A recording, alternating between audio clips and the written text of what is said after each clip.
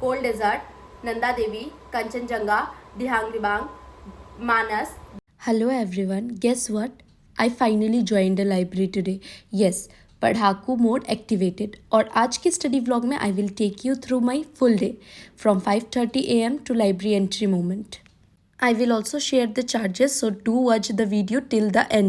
So I woke up around 5:30 AM. उसके बाद थोड़ा सा स्ट्रेचिंग वेचिंग करके मैंने मॉक टेस्ट लगाए थे एनवायरनमेंट के, क्योंकि मैं आजकल वो रिवीजन कर रही हूँ. सो उसका मैंने शूट नहीं किया था एंड इट वाज 6:30.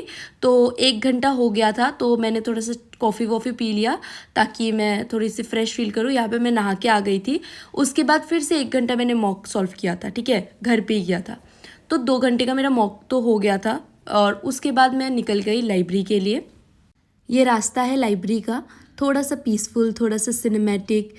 और सबसे बढ़िया बात, ये मेरे घर के बिल्कुल पास है. मतलब 6 से 7 मिनट लगते हैं मुझे यहाँ से लाइब्रेरी पहुँचने में. तो सुबह की उभरते हुए धूप की किरणों के साथ हम भी अपने आशा की किरण लेके लाइब्रेरी पहुँच गए. यहाँ पे सीढ़ियाँ बहुत सारी है यार. चलते ही चलते मतलब सांस फूल जाता है, अच्छा खासा एक्सरसाइज हो जाता है. And now 1 2 3 tada, this is my new library. देखो देखो कितना शांत जगह है. मतलब literally you can hear your thoughts echo here. मुझे लगता है यहाँ मेरी प्रोडक्टिविटी 2x होने वाली है. और नींद भी. अरे joke joke. So hairs a quick tour, spacious desk, good lightning और सबके चेहरे पे वही एक्सप्रेशन, मुझे टॉप करना है. काफ़ी सीरियस लोग थे यहाँ पे और सब अपने अपने काम पे व्यस्त थे, जो कि पढ़ाई था. So this area is the reserved one. यहाँ पे जिन्होंने मतलब 900 दिया है, पे किया है, उनके लिए है ये. और यहाँ पे लॉकर सिस्टम्स भी अवेलेबल है और अनलिमिटेड टाइमिंग है, कभी भी आओ कभी भी जाओ. सो मैं तो आज यही बैठी हूँ चेक करने के लिए कि ये कैसा रहेगा मेरे लिए सीट. लेकिन फाइनली फिर मैंने डिसाइड कर लिया था कि मुझे तो बस 9 घंटे काफ़ी होंगे मेरे लिए, क्योंकि मैं सारा दिन रात तो रहने नहीं वाली हूँ यहाँ पे. तो इसीलिए मैंने चूज़ किया 600 वाला. एक ऑप्शन था जिसमें 9 आवर्स का मतलब आप बैठ के पढ़ाई कर सकते हो, जो मुझे बेस्ट लगा. उसमें लॉकर का फैसिलिटी नहीं है, बाकी सब नॉर्मल वैसे ही है. तो I chose that one. Here I was analysing the mock test that I attempted in the morning today. तो पहले तो मैंने सारा चेक किया कि कितने सही हुए कितने गलत हुए, और साथ ही साथ में एनालिसिस भी कर लिया कि जो गलत हुए थे उसके आंसर्स क्या थे. तो ये करते करते मुझे 2.5 घंटे लग गए थे. And a big announcement for you all, text book past elite लेके आया है all in one solution to get rid of too many resources for UPSC. इसमें आपको 300+ टेस्ट अवेलेबल होंगे covering PYQs, NCERTs and daily current affairs to stay updated.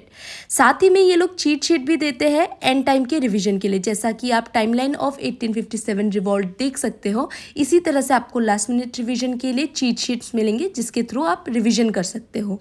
और अगर आप मेरा कूपन कोड यूज़ करोगे POL10, so you will get extra 10% discount. So देरी किस बात की, enrol now and evaluate yourself with the help of test series. I will provide the link in the description box, so do check it out.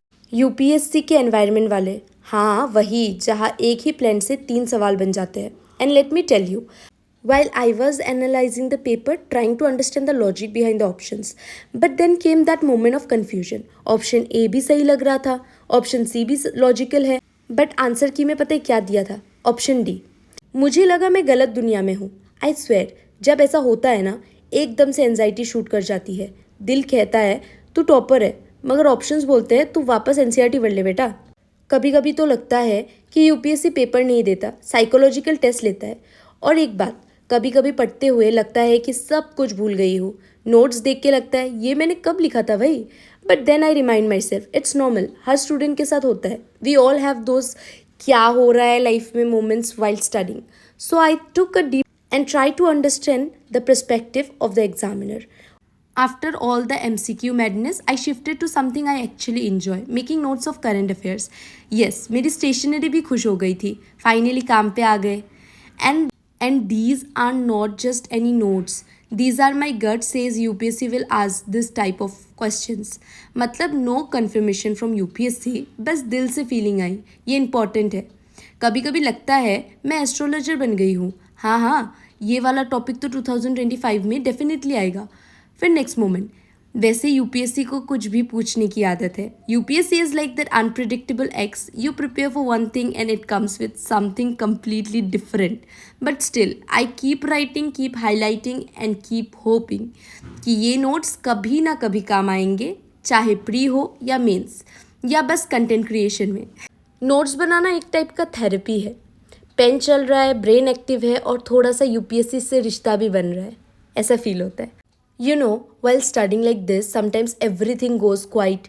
Books are open, pen in hand, notes ready, but the mind चल रहा है एक अलग ही race. वैसे मैं आपको बता दूँ, यहाँ पे मैं लंच कर रही थी. 12:30 बजे मैंने अपना ब्रेक लिया and I had my lunch and then again started studying. So where I was saying कि suddenly I start thinking, will this be enough? What if I forget all this in the exam? क्या मैं सच में crack कर पाऊंगी?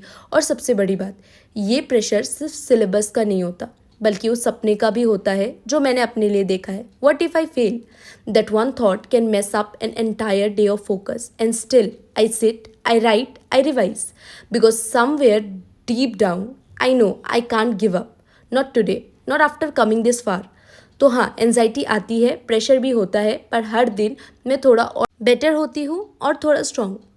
अगर आप भी feel करते हो ऐसा कभी कभी, just remember you are not alone. We all are in this together, struggling, hoping and showing up, and that's what matters. यहाँ पे मैं एंशियंट हिस्ट्री का नोट्स बना रही थी और ये 1 बज चुके थे. I was making notes of post-Mauryan period from ancient history. You know that time, right?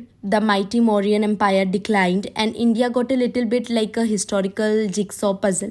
Let me tell you, this period is actually super interesting because suddenly एक emperor गया और छोटी छोटी regional powers आ गए. One of the biggest ones, the Satavahanas. और हाँ, ये नाम याद रखना, यूपीएससी को इनका इंट्रोडक्शन पसंद है.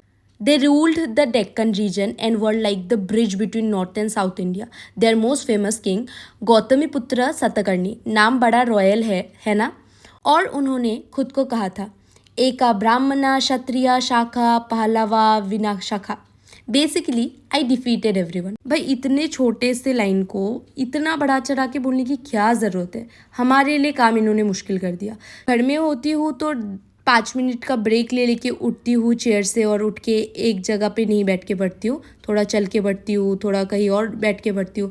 लेकिन यहाँ पे लाइब्रेरी में क्या है कि एक ही जगह पे कंटिन्यूसली बैठ के पढ़ना पड़ता है. सो लाइक थोड़ा सा तो बैक पेनिंग हो रहा था, लेकिन हम करेंगे. अच्छा, पोस्ट मॉडर्न पीरियड में सिर्फ सातवाहनास नहीं थे, Indo Greeks, Shakas, Parthians and Kushanas. But मैं उनका पूरा हिस्ट्री बोल के आपको बोर नहीं करूँगी. आई नो मैं थोड़ा बोर कर रही हूँ ना, आज आपको थोड़ा सा ज्ञान वाली बातें ज़्यादा हो गई है, लेकिन पता है इसके थ्रू मैं आपके साथ रिवीजन भी कर ले रही थी. मेरा 2nd टाइम रिवीजन हो जा रहा था. क्या करूँ बताओ, डिस्कस करने के लिए कौन ही है दुनिया में? कोई है ही नहीं. तो आप ही लोगों से सोचा डिस्कस कर लूँ. यहाँ पे मैं सी सेट करने लग गई. जैसे I started solving some reasoning and maths का question, and the moment I open the first question, my brain was like चलो दिमाग की जिम शुरू करते हैं. Reasoning के questions are funny, you know. They look cute and innocent, but then suddenly you are sitting there thinking, if A is the brother of B and B is the sister of C and C is the uncle of D, तो मैं कौन हूँ? मतलब UPSC से ज़्यादा तो सी set में रिश्तेदार कंफ्यूज करते हैं. और मैथ्स उसका तो छोड़ो, नो जजमेंट, ठीक है. तो इतना मैंने कर लिया था, सब कुछ मेरा ख़त्म हो चुका था लगभग. सोचा था सी सेट को मैं 5 आवर्स दूंगी और लाइब्रेरी में ही ख़त्म करके जाऊंगी. लेकिन 3 घंटा पढ़ने के बाद, सी सेट करने के बाद मेरी और हिम्मत हुई नहीं. लोगों को मैंने देखा वो फिर भी पढ़ रहे थे, बट मेरा आज का बैटरी यहीं पे डाउन हो चुका था और 4:30 बज चुके थे. सो आई वाज लाइक ये नहीं, अभी घर चली जाती हूँ. अभी दिमाग में कुछ पढ़ूंगी भी तो भी नहीं घुसेगा, क्योंकि मेरा दिमाग पूरा भर चुका था. तो मैंने अपना बैग पैक किया और इज्जत के साथ निकल गई. तो मैं आपको बता दूँ आज का एक्सपीरियंस मेरा कैसा रहा. इट वाज रियली गुड, बहुत इफेक्टिव था.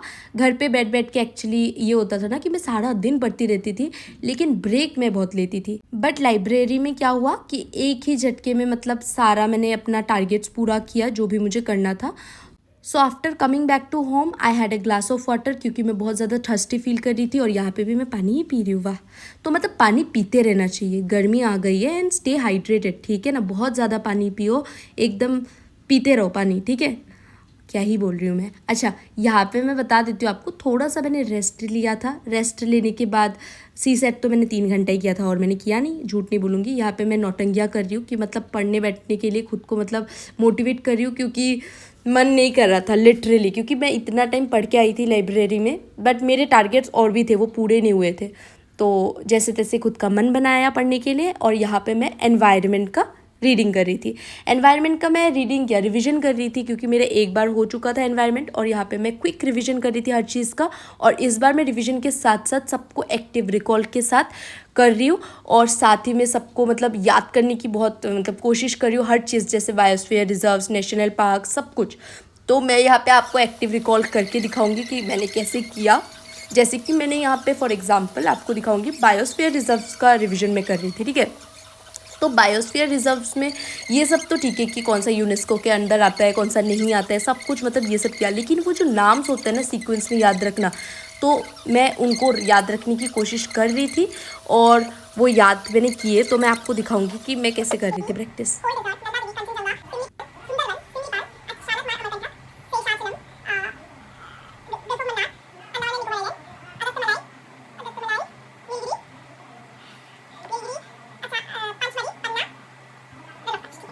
Cold Desert, Nanda Devi, Kanchenjunga,